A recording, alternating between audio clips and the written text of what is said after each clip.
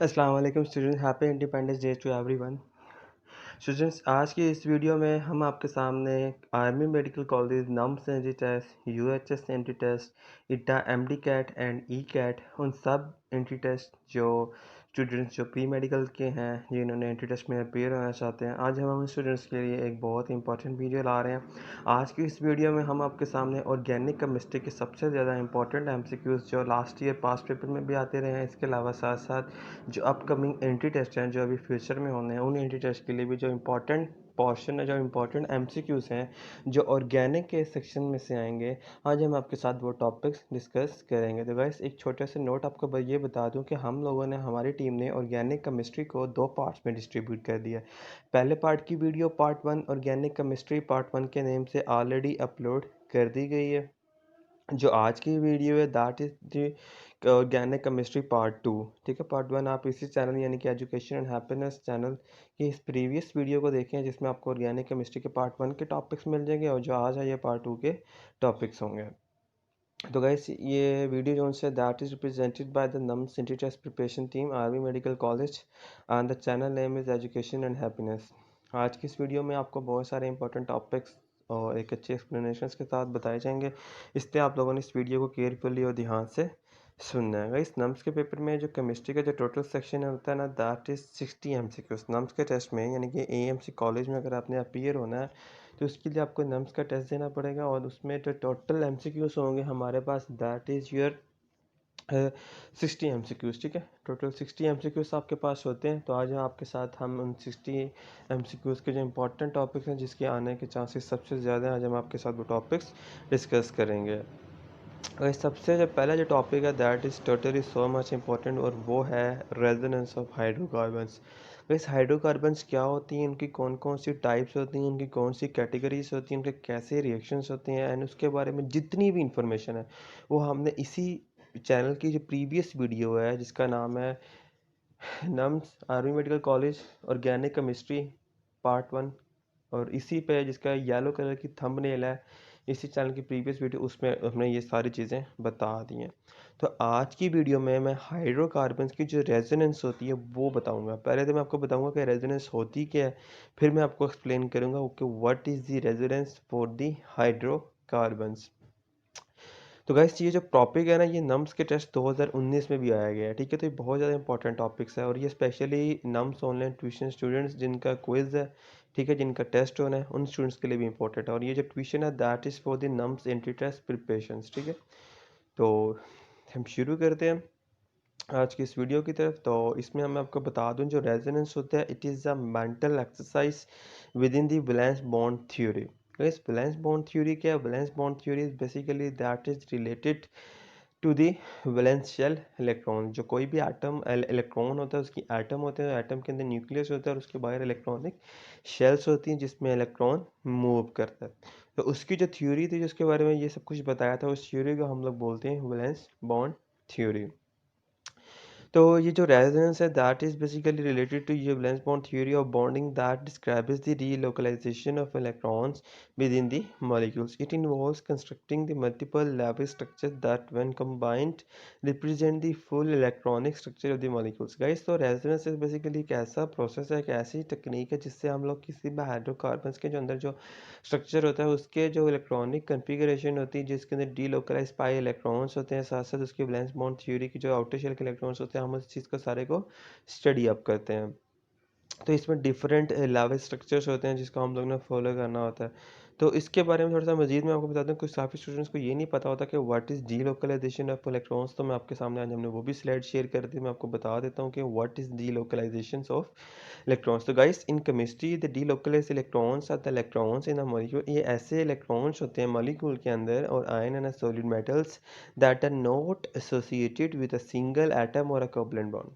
तो delocalize electrons क्या होता है? डीलोकलाइज इलेक्ट्रॉन्स आपके पास ऐसे मॉलिक्यूल्स होते हैं जो किसी भी यानी कि सिंगल या फिर कोवलेंट बॉन्ड के साथ एसोसिएट नहीं होते। The term delocalization is general and can have a slightly different meaning in different fields, ठीक है।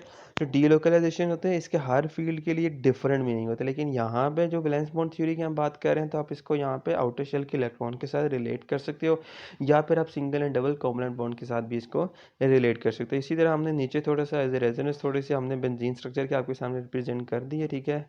तो आप लोग ये डायग्राम भी देख सकते हैं। तो इससे आप लोगों को आइडिया हो चुका होगा कि जो इलेक्ट्रॉन्स होते हैं या हमारे पास जो बेंजीन का स्ट्रक्चर होता है हाउ इट इज़ रिप्रेजेंटेड, या फिर हम उसके अगर हम जब रेजोनेंस करते हैं तो वो कैसे शो अप होता है। तो ये बता दिया। इसके बाद हम चलते हैं इलेक्ट्रोफाइल्स की तरफ कि इलेक्ट्रोफाइल्स क्या होते हैं, ठीक है, इनकी क्या इंपॉर्टेंस क्या है और इसका जो हाइड्रोकार्बन्स है इसके साथ क्या ताल्लुक है, ठीक है। तो गाइस ये थोड़ा सा इंपॉर्टेंट टॉपिक है, इसके बारे में हम आपको काफ़ी एक्सप्लेनेशन देंगे, इसलिए आप लोगों ने इस चीज़ को थोड़ा सा ध्यान से केयरफुली सुनना है। गाइस जो इलेक्ट्रोफाइल्स होते हैं ना in organic chemistry, an electrophile is the electron pair acceptor, ठीक है। इलेक्ट्रोफाइल जो होते हैं ना बेसिकली ये इलेक्ट्रॉन पेयर एक्सेप्टर होता है। गाइस केमिस्ट्री में दो वर्ड यूज़ किए जाते हैं, एक डोनर होता है और एक एक्सेप्टर होता है। एक्सेप्टर बेसिकली वो होता है जिसको इलेक्ट्रॉन्स की ज़रूरत होती है, जो इलेक्ट्रॉन को एक्सेप्ट करता है। और जो डोनर होता है, डोनर बेसिकली वो होता है जो इलेक्ट्रॉन जिसके पास ऑलरेडी एक्स्ट्रा इलेक्ट्रॉन्स होते हैं और वो इलेक्ट्रॉन्स को डोनेट करता है। तो ये थोड़ा सा फ़र्क होता है। उसके बारे में अगर मैं आपको मज़ीद बताऊं तो कह रहे हैं electrophile is the electron pair acceptor, electrophiles are positively charge. अच्छा गाइस देखो ना, एक बहुत इंपॉर्टेंट चीज़ है, ये तो हमें सबको पता है। देखो जब कोई भी चीज़ उसको ज़रूरत है इलेक्ट्रॉन्स की, गाइस जब किसी चीज़ को इलेक्ट्रॉन की ज़रूरत है वो तो डेफिनेटली कॉमन सेंस की बात है वो पॉजिटिवली चार्ज होगा। इस लाइन को आप लोग लिख लो, ये पास्ट पेपर में आया हुआ है नम्स के कि if the compound is acceptor and what will be the charge. तो आप लोग लिख लें जब कोई भी चीज़ एक्सेप्टर होती है तो उसमें जो चार्ज होता है वो हमेशा पॉजिटिवली होता है। अगर तो वो डोनर है यानी कि उसके पास इलेक्ट्रॉन्स हैं वो देना चाहती है तो फिर उसमें कौन सा चार्ज होगा, नेगेटिव होगा। तो इस चीज़ को आप लोग लिख लें अपने पास कि पॉजिटिव कब होता है नेगेटिव कब होता है। ये इंपॉर्टेंट है, क्विज में आप लोगों से पूछा जा सकता है नम्स ऑनलाइन ट्यूशन स्टूडेंट से। उसके अलावा मजीद electrophiles are positively charge neutral species having vacant orbitals that are attracted to electron rich centres, ठीक है। ये तो हमें सबको पता है कि आउटर शेल से इलेक्ट्रॉन्स होती है, फिर इसमें न्यूक्लियस होता है, ठीक है। It participates in a chemical reactions by accepting an electron pair in order to bond to a nucleophile. So guys आप लोगों ने कोई भी ऐसा स्ट्रक्चर, कोई भी ऐसा organic compound that basically act as an acceptor और it accepts an electron pair, उसको आप लोग इलेक्ट्रोफाइल्स बोलोगे। और एक और चीज़ आपने ये याद रखनी है कि electrophiles are always always positively charge, ठीक है। तो ये जो चीज़ें मैंने बताई ना आपको कहीं नहीं मिलेंगी, ये नम्स के पेपर्स में आएंगी, क्विज़ में आएंगी, इसलिए आप लोगों ने इस चीज़ को केयरफुली ध्यान से सुनना है। बल्कि ये टॉपिक नहीं सिर्फ आगे जितने भी टॉपिक है आपने इस वीडियो को पूरा ध्यान सुनना है, एंड पे जाके आप लोग ऑर्गेनिक केमिस्ट्री आपको सारी समझ में आ जाएगी, ठीक है। तो ये थी इलेक्ट्रोफाइल्स। अब मैं अगर हम थोड़ा सा और बात करूँ इलेक्ट्रोफाइल के बारे में, तो जो इलेक्ट्रोफाइल है ना, an electrophile is the molecule that forms a bond to its reactions partner, the nucleophile, by accepting both bonding electrons from the that reaction partner. Electrophilic reagents are Lewis acids, ठीक है। इस चीज़ को याद रखिएगा, जो इलेक्ट्रोफिलिक जो आपके reagents होते हैं ना ये हमेशा एसिड्स होते हैं, लेकिन लेविस एसिड्स होते हैं। You have already seen that carbon dioxide is an electrophile. इस कार्बन डाइऑक्साइड को वो इलेक्ट्रोफाइल कह रहे हैं, क्यों? क्योंकि CO2 जो होता है ना ये हमेशा हैज़ एन एक्सेप्टर काम करता है, इसको इलेक्ट्रॉन पेयर की ज़रूरत होती है। उसके बारे में मज़ीद वो कह रहा है कि you below are the some examples of electrophile. तो थोड़ी सी बिलो एग्जांपल हमने आपके साथ नहीं शेयर की, लेकिन एक कार्बन डाइऑक्साइड एक बहुत ज़्यादा इंपॉर्टेंट एग्जांपल है जो मैंने आपको शेयर करके बता दिया। अब आपको इससे आइडिया हो चुका ही होगा कि जो इलेक्ट्रोफाइल्स होते हैं एक तो ये पॉजिटिवली चार्ज होते हैं, ठीक है, और उसके अलावा ये इलेक्ट्रॉन सेप्टर होता है। तो उसमें जो मैंने आपको चीज़ ये बताई थी कि जब कोई भी ऑर्गेनिक स्पीशी अगर तो उसको इलेक्ट्रॉन की ज़रूरत होती है वो एक्सेप्टर के तौर पर ज़रूरत करता है तो हमेशा पॉजिटिवली चार्ज होगा, और हर पॉजिटिवली चार्ज को आप लोग क्या कहोगे, इलेक्ट्रोफाइल्स। और उसकी एक एग्जांपल मैंने आपको बताई है CO2 कार्बन डाइऑक्साइड। अब हम बात करते हैं कि बेंजीन्स क्या होता है, ठीक है। बेंजीन्स एक बहुत इंपॉर्टेंट टॉपिक है, ये मैं आपको बता देता हूँ कि इसका कैसा स्ट्रक्चर कैसा होता है, इसकी रिंग कैसी होती है। गाइस क्यों इंपॉर्टेंट है, क्यों हम पढ़ रहे हैं बेंजीन? बेंजीन आपको लग रहा है बहुत आसान है, लेकिन मैं आपको ऐसी चीज़ें बताऊंगा जो आप लोगों को नहीं पता होंगी। हम इसको इसलिए पढ़ रहे हैं गाइस क्योंकि जो हाइड्रोकार्बन्स होते हैं, जितने भी ज़्यादातर हाइड्रोकार्बन्स होते हैं, they all are derivatives of your benzene ring, ठीक है, यानी कि सारे बेंजीन रिंग से, स्पेशली जो आपके एरोमेटिक हाइड्रोकार्बन्स होते हैं, ये सारे आपकी बेंजीन रिंग से डिराइव्ड या उसके अल्टरनेटिव्स होते हैं। ठीक है, तो बेंजीन का स्ट्रक्चर तो आप सबको पता है, C6H6, यानी कि जिसमें 6 कार्बन होते हैं। ठीक है, और 6 ही हाइड्रोजन होते हैं। फिर उसका स्ट्रक्चर, इसकी चेन होती है 1 2 3 4 5 6 तक, तो इस चीज़ को हम लोग बेंजीन बोलते हैं, C6H6 को। थोड़ा सा मजीद आपको ऐसी चीज़ें बताऊंगा जो आप लोगों ने पहले नहीं पढ़ी होंगी। तो इसमें सबसे ज़्यादा इंपॉर्टेंट बात सबसे पहले ये है कि जो usual structure represent for benzene is a 6 carbon ring represented by a hexagon which includes three double bonds. Each of the carbon represented by a corner is also bonded to one and another atom. It is simply cyclohexane. Guys, benzene का दूसरा name cyclohexane है। ये भी sometimes paper में आ सकता है, काफ़ी सारे बच्चों को चीज़ नहीं पता होती। साइक्लोहेक्सेन क्यों कह रहे हैं हम इसका? साइक्लोहेक्सेन हम इसको इसलिए कह रहे हैं, साइक्लो मतलब इनकी पूरी साइकिल होती है, यानी गोल शेप होती है ना बेंजीन की। हेक्सेन क्यों कह रहे हैं? हेक्सेन का मतलब होता है 6। तो जब बेंजीन की 6 साइड्स होती हैं, उसकी गोल स्ट्रक्चर होता है, तो हम इसलिए इसको साइक्लोहेक्सेन बोल सकते हैं। There are 2 hydrogens on each carbon atoms. वैसे ये सारे सिंपल स्ट्रक्चर के बारे में बताया, ये तो आप सबको पता ही होगा। अब हम थोड़ी सी इंपॉर्टेंट चीज़ मैं आपको बता देता हूँ कि जो बेंजीन है ना, इसके बारे में थोड़ी सी बहुत कंट्रडिक्शंस चलती हैं और बहुत सारे MCQs आते हैं कि ये sp2 है, हाइब्रिडाइजेशन है इसकी, या sp3 है। तो ये मैं आपको बता देता हूँ। देखिए, कह रहे थे hybridization of the benzene is said to be the sp2 type. Guys इस चीज़ को लिख लिया, MCQs आ सकती है। जो बेंजीन की जो हाइब्रिडाइजेशन होती है, यानी कि इसकी जो इलेक्ट्रॉनिक कन्फिगरेशन होती है, हाइब्रिडाइजेशन का दूसरा नेम जो सा होता है ना, वो इलेक्ट्रॉनिक कन्फिगरेशन होती है। तो इलेक्ट्रॉनिक कन्फिगरेशन जो हमारे पास बेंजीन रिंग की है ना, that is your sp2 type. Benzene consist of 6 carbon atom. जो बेंजीन होते हैं इसके अंदर 6 कार्बन होते हैं और 6 ही हाइड्रोजन होते हैं। ठीक है, और सेंट्रल में हमारे पास जो सा हाइब्रिडाइजेशन हुई थी। जैसे काफ़ी स्टूडेंट्स को ना यही नहीं पता होता कि हाइब्रिडाइजेशन होती क्या है। तो मैं आपको बता दूं, मैंने ये भी, हाँ, हमारी टीम ने मेंशन कर दिया, तो मैं आपको बता देता हूँ कि हाइब्रिडाइजेशन क्या होता है। तो गाइस हाइब्रिडाइजेशन जो है ना, sp hybridization occurs due to mixing of 1s and 1p atomic orbitals. sp2 hybridization is the mixing of 1s and 2। अच्छा गाइस, आप लोगों को थोड़ा सा मैं आइडिया बताता हूँ, उससे क्लियर होती है। तो गाइस देखें, जो न्यूक्लियस होता है ना, कोई भी एटम होता है, इलेक्ट्रॉन होता है, उसके अंदर एटम होता है, एटम के अंदर न्यूक्लियस होता है, न्यूक्लियस के बाहर आउटर शेल्स होती हैं। अब वो जो आउटर शेल्स होती है, उसके अंदर इलेक्ट्रॉन्स मूव करते हैं। आप कोई भी किसी एटम की एक शेल होती है, लाइक s होती है, किसी की 2p होती है, किसी की 3d होती है, किसी की 4f।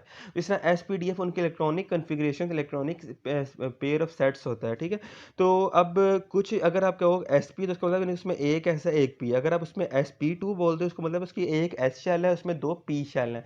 तो इस तरह से sp2 और sp हाइब्रिडाइजेशन होती हैं। तो जो बेंजीन है ना, इसकी sp2 हाइब्रिडाइजेशन, यानी कि उसमें एक s शेल है और 2 p टाइप शेल्स होती हैं। तो इससे आपको अब तक जब पता चल गया होगा कि बेंजीन की हाइब्रिडाइजेशन कैसी होती है। ठीक है, और वैसे ही नॉर्मली जो सा हमारे पास है sp और sp2 हाइब्रिडाइजेशन क्या होता है, ये आप लोगों का आइडिया हो ही चुका होगा। अच्छा गाइस, अब हम चलते हैं कि what are alkyl halides. Alkyl halides क्या होती हैं, ठीक है, और इनके कैसे रिएक्शंस होते हैं। तो ये आप लोगों ने केयरफुली सुनना है गाइस। वैसे तो नम्स ऑनलाइन ट्यूशन स्टूडेंट्स को हमारी टीम ने अच्छी तरह एक्सप्लेन कर दिया था। ठीक है, कि जो हमारे पास न्यूक्लियोफिलिक और सब्स्टिट्यूशन एलिमिनेशन रिएक्शंस कैसे होते हैं। गाइस वो तो हमने आपको अच्छी तरह बता दिया हुआ, लेकिन अगर आपको फिर भी नहीं पता, हम बता देते हैं। न्यूक्लियोफिलिक एसिड रिएक्शंस जो हैं, एलिमिनेशन रिएक्शन, ये दोनों टाइप्स हैं। किसकी टाइप्स हैं? अल्काइल हैलाइड्स के केमिकल रिएक्शंस की। यानी कि जो अल्काइल हैलाइड जिन तरीक़ों से रिएक्ट करता है, उसकी बेसिकली 2 मेन टाइप्स हैं।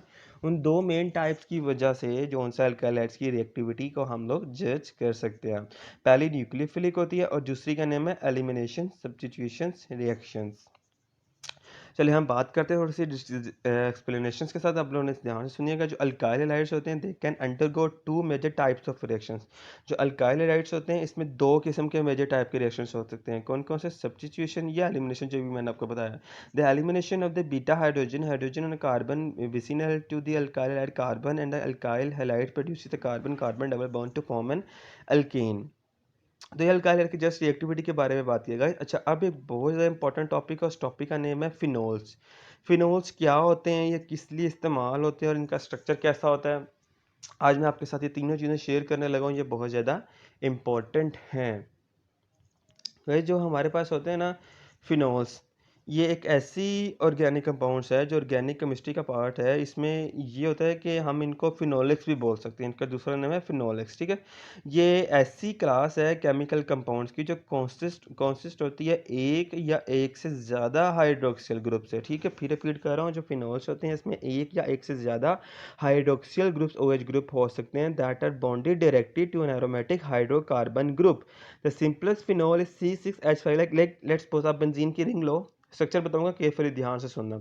अब बेंजीन की रिंग लो C6H6, आप एक हाइड्रोजन खत्म करके उसमें हाइड्रोक्सिल ग्रुप लगा दो तो वो फिनोल बन जाता है। लाइक लेट्स सपोज आपने बेंजीन रिंग ली, उसमें से एक हाइड्रोजन निकाला, आपने वहाँ पे OH लगा दिया, अब क्या बन गया, ये फिनोल बन गया। तो इस तरह का स्ट्रक्चर होता है फिनोल्स का, ठीक है। अच्छा, अब फिनोल्स हमने पढ़ लिया, लेकिन हम इस फिनोल्स को हम लोग क्यों पढ़ते हैं, इसकी इंपॉर्टेंस क्या है, यानी कि कहाँ कहाँ इस्तेमाल हो सकता है। तो गाइस जो फिनोल है ना, ये बहुत ज़्यादा इंपॉर्टेंट है, बहुत जगह इस्तेमाल होता है गाइस। देखें, phenol is use primarily in the production of phenolic resins. जो आप लोगों के रेजिन्स होते हैं उसके लिए बनाने के लिए। इसके अलावा नाइलॉन, नाइलॉन क्या होता है, आपकी टेक्सटाइल इंडस्ट्रीज में इस्तेमाल होता है, ठीक है, इसको ध्यान से सुनिए। उसके अलावा सिंथेटिक फाइबर्स, जो धागा फैब्रिक बनाने के लिए आप इस्तेमाल कर रहे हो। It is also use in slimicides, chemical that kill bacteria.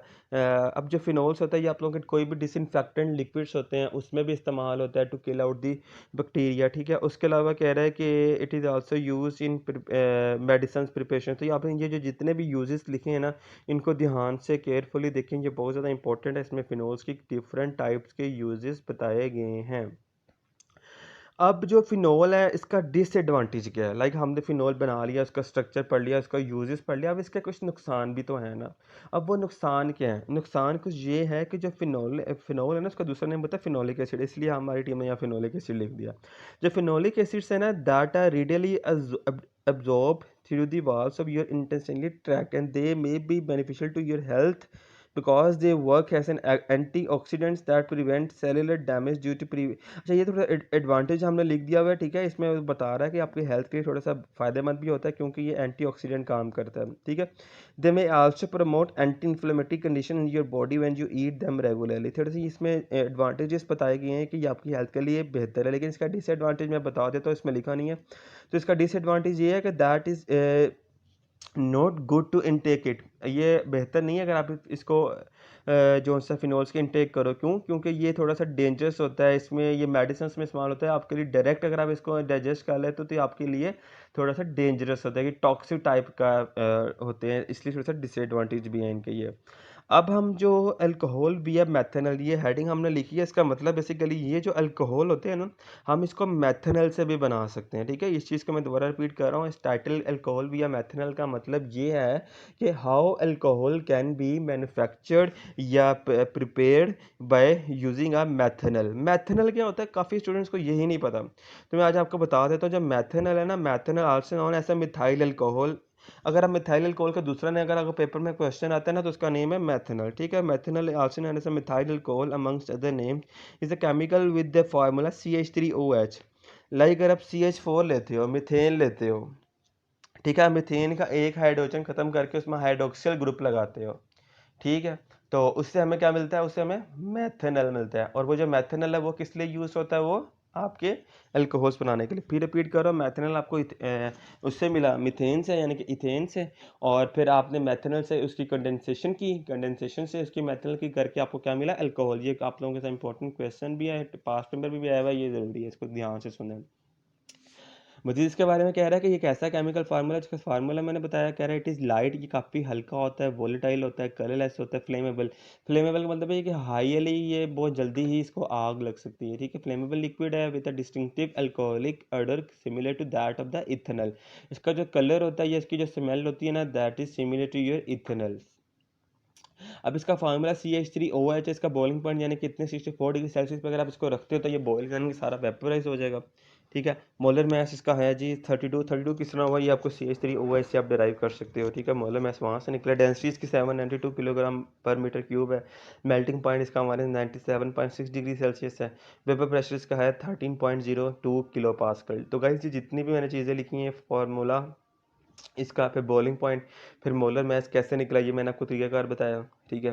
फिर density, melting point, vapour pressure, ये जो 5 हेडिंग्स हैं, ये इंपॉर्टेंट है।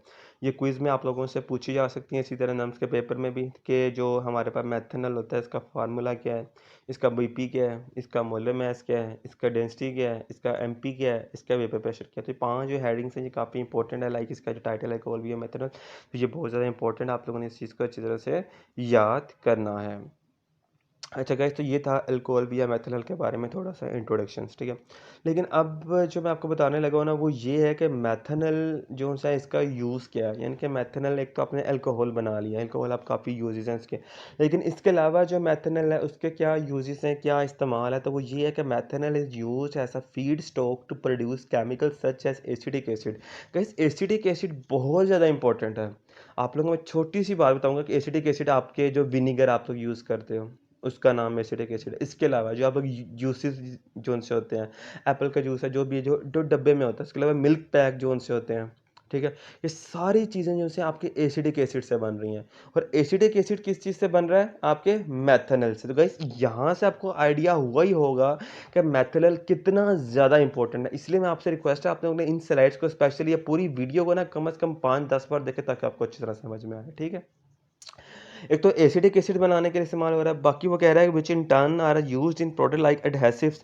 एडहेसिव्स बनाने के लिए भी यूज़ हो रहा है, फॉर्म्स बनाने के लिए, प्लाईवुड। सब प्लाईवुड क्या होता है, ये प्लाईवुड, आप लोग जो डोर होते हैं हमारे वुड के, लकड़ी के, उसमें प्लाईवुड यूज़ की जाती है। प्लाईवुड एक अच्छी क्वालिटी होती है, ठीक है।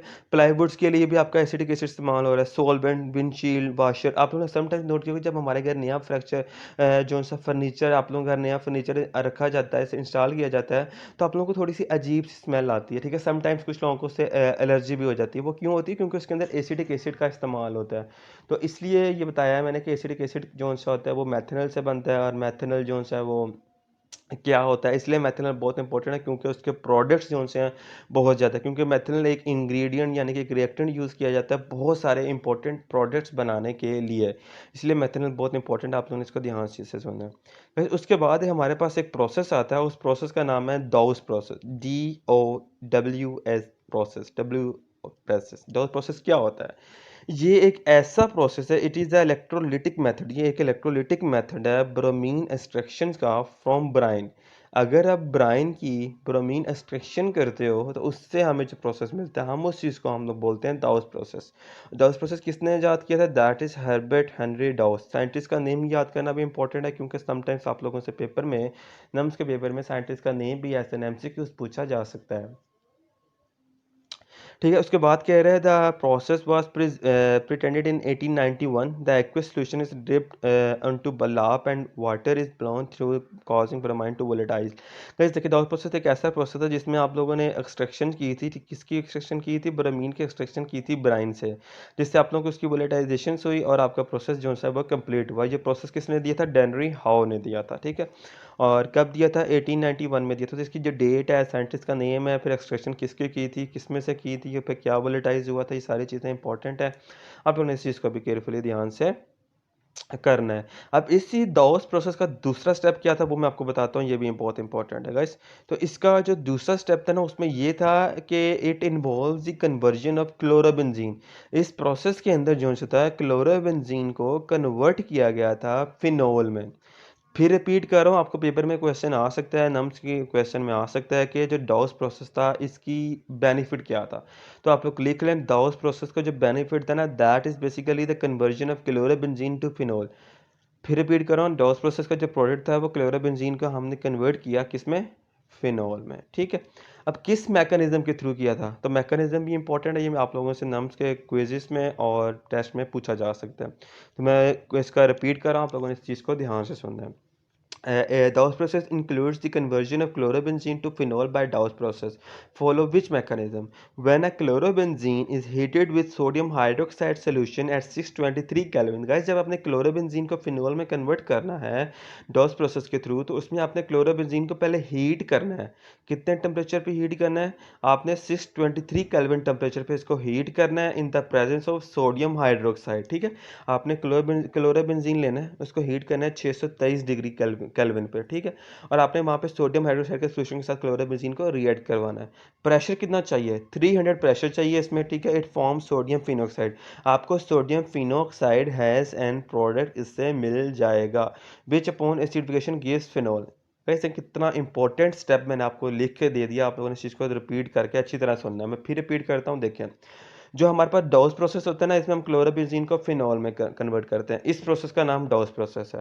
इस प्रोसेस का मैकेनिज्म क्या है, ये आप लोगों से पूछा जा सकता है। इसका मैकेनिज्म ये है, क्लोरोबेंजीन को आपने हीट करना है 623 डिग्री केल्विन टेम्परेचर पे in the presence of sodium hydroxide solution, ठीक है।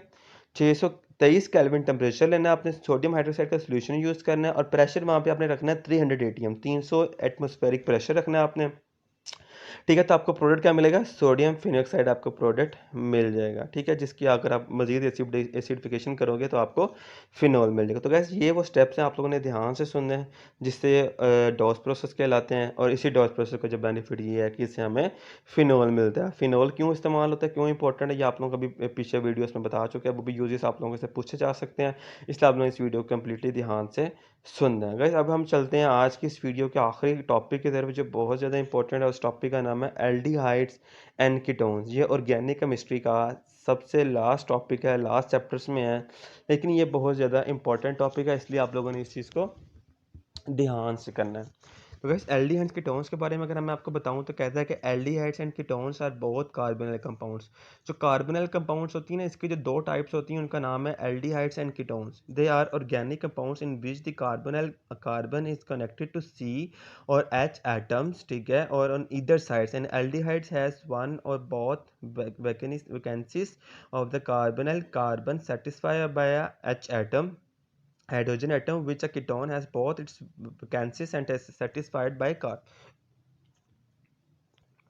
तो गाइस इसके अंदर ना मैंने आपको एल्डिहाइड कीटोन्स के बारे में थोड़ा सा इंट्रोडक्शन बताया, मैं आपको समझा देता हूँ। कह रहा है कि ये दोनों ऐसे ऑर्गेनिक कंपाउंड्स हैं जो कार्बोनिल कंपाउंड से निकले हैं, ठीक है। इन दोनों के अंदर जो सा कार्बन और हाइड्रोजन एटम्स की कनेक्शंस होती हैं, ठीक है, दोनों साइड्स पे, ठीक है। और जो एल्डिहाइड्स होता है, इसके अंदर वैकेंसी होती है। वैकेंसी मतलब यानी कि एम्प्टी होता है, उसमें ज़रूरत होती है उसको मजीद कार्बन की, ठीक है। और जो कीटोन होते हैं, इसकी दोनों साइड पे वैकेंसीज होती हैं, ठीक है, लेकिन they are satisfied by carbon, इसके दोनों साइड पे कार्बन का मौजूद होना जरूरी है, दोनों साइड पे कार्बन उसके मौजूद होती है। तो गाइस ये थे एल्डिहाइड कीटोन्स के बारे में थोड़ा सा इंट्रोडक्शन, लेकिन मैं थोड़ा सा इंपॉर्टेंट बता दूं कि जो कीटोन है, ठीक है, इसकी यूजेस क्या हैं, ठीक है। ये थोड़ा सा इंपॉर्टेंट आप लोग को मैं बताता हूँ, आप लोग ध्यान से सुनते जाइए। तो कह रहा है the most common ketone is acetone. अगर कीटोन की एग्जांपल आप लोगों से आ सकती है कि कौन सा सबसे ज़्यादा इंपॉर्टेंट है, क्विज़ में पूछा जा सकता है, तो जो एसीटोन है सबसे ज़्यादा इंपॉर्टेंट कीटोन है, ठीक है, which is an excellent solvent for a number of plastic and synthetic fibres in the household. Acetone is use as a nail paint remover and a paint thinner. अच्छा, ये जो acetone है, ये one of the type of your ketone. और जो acetone है, ये use होता है आपके हाउस होल्ड पर्पसेस के लिए, लाइक आप पेंट रिमूवर, अगर आपने पेंट कर दिया कहाँ पे गलती से, अगर उसको मिटाना चाहते हो, उसको रिमूव करना चाहते हो, आप वहाँ पे जौन सा है अपने कीटोन्स यानी कि एसीटोन्स को यूज़ कर सकते हो। इसके अलावा जो आपकी मेडिसिन, जो आपकी दवाइयाँ होती हैं, it is use in chemical peeling और ना एक्ने ट्रीटमेंट्स। वैसे एक्ने क्या होता है? एक्ने होता है आपकी जो आपके पैर की जो एड़ी होती है, ठीक है, आपके जो पैर के जो एंड होता है, उसमें आप डिफरेंट टाइप की मेडिसिन इस्तेमाल होती हैं, जो आपके पैर के अगर वहाँ पे कुछ ब्रेकिस होते हैं, लाइक उसमें आपका ख़राब हो जाता है पैर, तो आपको उसको सही करने के लिए जो मेडिसिन यूज़ की जाती हैं, उस मेडिसिन के अंदर भी जो एसीटोन्स यूज़ किए जाते हैं, और वो जो एसीटोन्स होते हैं, वो आपके कीटोन्स की टाइप्स होती हैं। उसके बाद गाइस कहते हैं कि जो आपके एल्डिहाइड्स होते हैं काफ़ी बैड होते हैं, यानी कि खतरनाक होते हैं, डेंजरस होते हैं। Why this are dangerous? तो मैं आपको बता दूं, एल्डिहाइड्स आर वेरी रिएक्टिव वाली, ये बहुत ज़्यादा रिएक्टिव होते हैं, ठीक है, टू फॉर्म ऑर्गेनिक एसिड्स। इनसे एसिड्स बन सकते हैं गाइस, देखें ये इसलिए खतरनाक है, इसे एसिड्स बन सकते हैं। This may cause them to the skin irritants. आपकी स्किन का अगर रेडिश हो सकती है, रेड हो सकती है, एलर्जी हो सकती है, उस पर डिफरेंट किस्म की इन्फेक्शंस हो सकती है, अगर एल्डिहाइड्स आपकी जिस्म के साथ जो सा वो रिएक्ट कर जाएँ। This may cause them to skin irritants and skin sanitizers if not stored correctly. तो गाइस ये बहुत सारे इसके डिसएडवांटेजेस बताए हैं आपको, एडवांटेजेस बताए हैं, फिर ये प्रिपेयर कैसे होता है, फिर डाउट प्रोसेस। ये सारी वीडियो आप लोगों ने अच्छी तरह देखनी है, ताकि आप लोगों को समझ में आपको क्विज प्रिपेयर कर सके और आप लोग टेस्ट के लिए भी तैयारी कर सको। इसलिए आपने वीडियो को पूरा देखना है, ताकि आपको जो सा है हाइड्रोकार्बन यानी कि ऑर्गेनिक केमिस्ट्री के बारे में समझ आ सकेगा। इस आज की वीडियो हमारी एंड होती है। इस वीडियो को होपफुली अगर आपको पसंद आई होगी, इस वीडियो को लाइक करें, शेयर करें और सब्सक्राइब करें। Guys thank you guys. कोई क्वेश्चन आप लोग डिस्कस कर सकते हैं, और इस वीडियो को ज़रूर शेयर करें अपने उन सब फ्रेंड्स के साथ जो नम्स यूएचएस में पेयर होना चाहते हैं। Thank you guys. अल्लाह हाफिज़ एवरीवन।